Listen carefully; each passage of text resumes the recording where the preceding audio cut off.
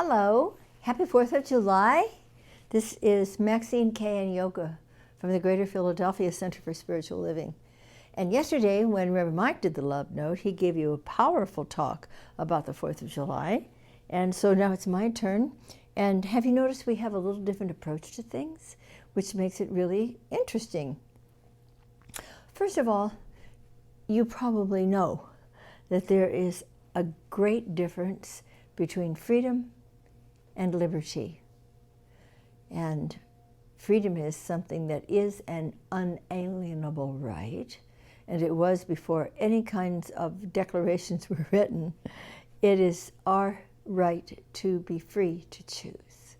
That's how we were designed, because we came forth from Spirit, which expresses the quality of freedom in every possible way.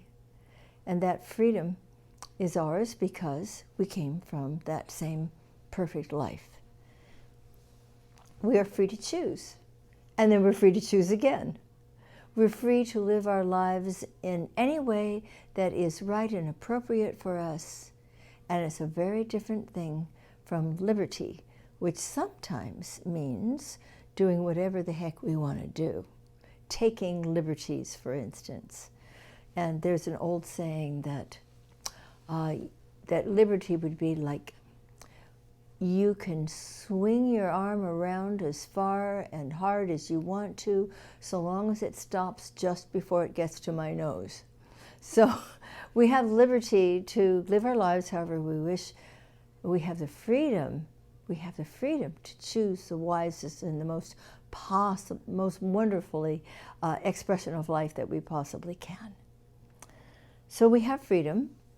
Not everybody seems to be free. And when we realize that we are all, as a human race, evolving into a deeper awareness of our oneness with the one life and the wonderful infinite power of God, and then ultimately share that with all other people on the planet, we can all become free to live our lives beautifully, lovingly, compassionately, wisely, creatively, powerfully. This is our vision for everyone, but this is a vision that has not yet come to be. Now, we celebrate the 4th of July on July 4th of all times, but that wasn't really when the Declaration of Independence was signed. It was first signed by some on the 2nd. I don't think it was completely finished with all the signatories until maybe August 4th, early in August anyway. And it speaks of equality to a degree, but a few of us got left out of the original document, didn't we? For instance, women, for instance, people of color. And what's beautiful about our Constitution is that it can be amended. And so as we have provided amendments to our Constitution that supposedly ensure and guarantee equality and justice and freedom for all, we're coming closer, but we haven't gotten there yet. Another thing about Independence Day, meaning that we became independent from England as a country, is that independence is something we celebrate. And I celebrate it too.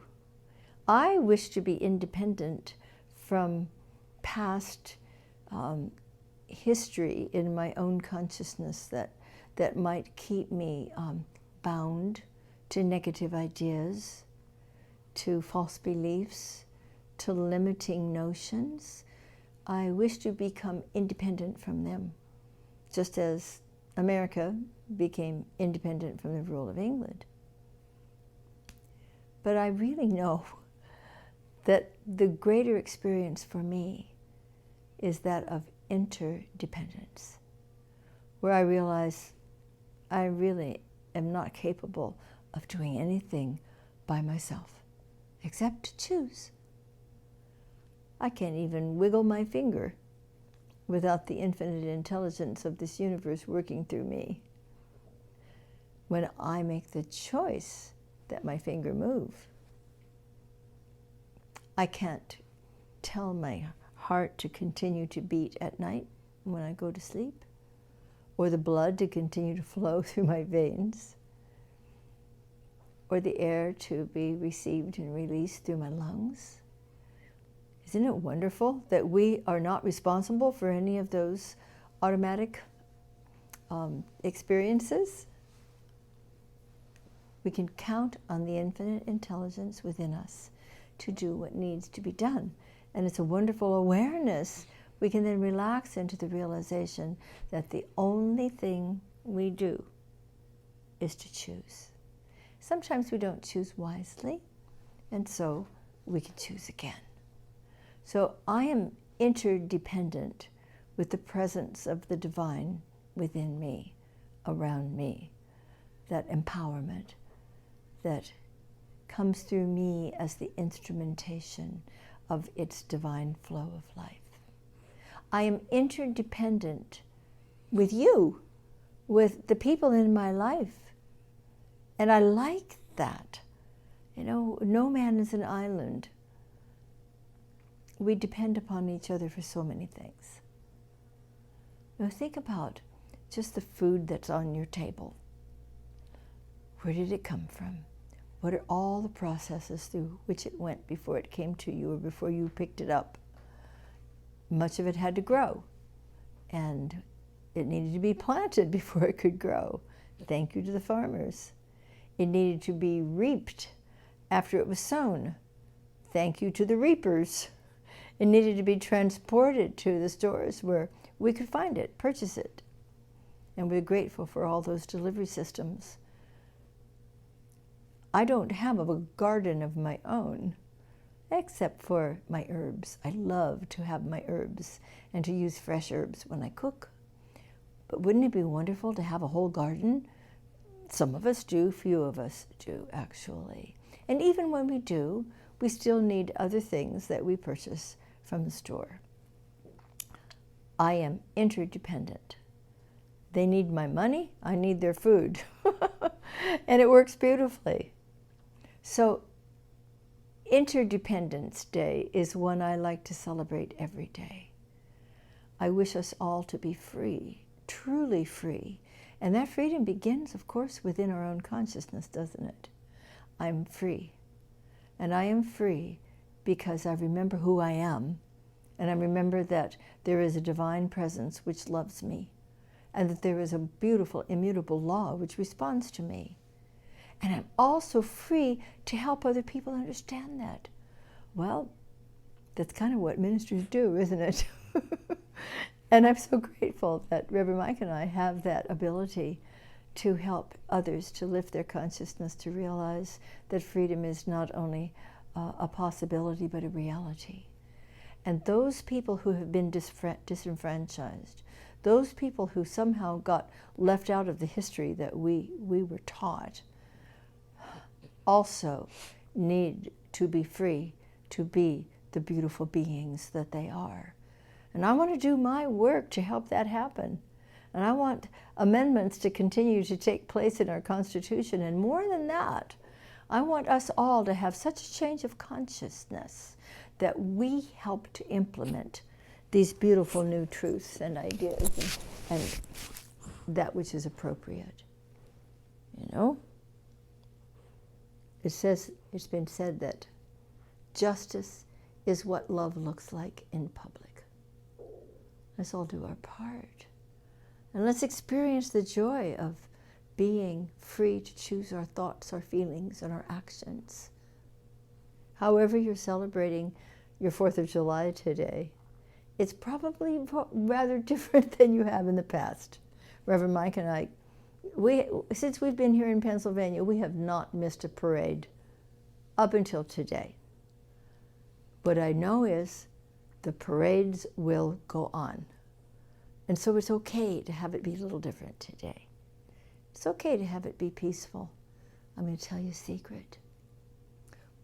Not only are we not going to any fireworks exhibitions tonight, but Reverend Mike brought home something that was very precious to me as a child.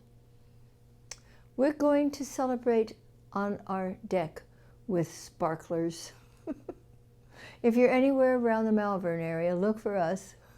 We'll be the two people on the deck having the freedom to celebrate the joy of this day with sparklers. Yoga says, that's enough, Mom. It's been good to be with you. Consider coming with us tomorrow morning on our live stream. Reverend Mike and I meet our very tiny but powerful production team at our regular celebration place we call Sweet 16, actually in our sanctuary. And it's like having you with us when we're there and we feel your presence. So tune in, cslphilly.org, and you'll have an opportunity to be with us at 10:30 Eastern Daylight Time, and or whatever time it is for you. And you can come and join us at the end of it for a little Zoom social time, a little hospitality time where you bring your own refreshments and we just chat a little bit. And that Zoom number that link is given to you when you're tuned in on our live stream. You also have an opportunity to make a contribution. Keep this beautiful, beloved center thriving. We love you. We thank you. Celebrate your independence and your interdependence and your true freedom today. Thanks. Bye.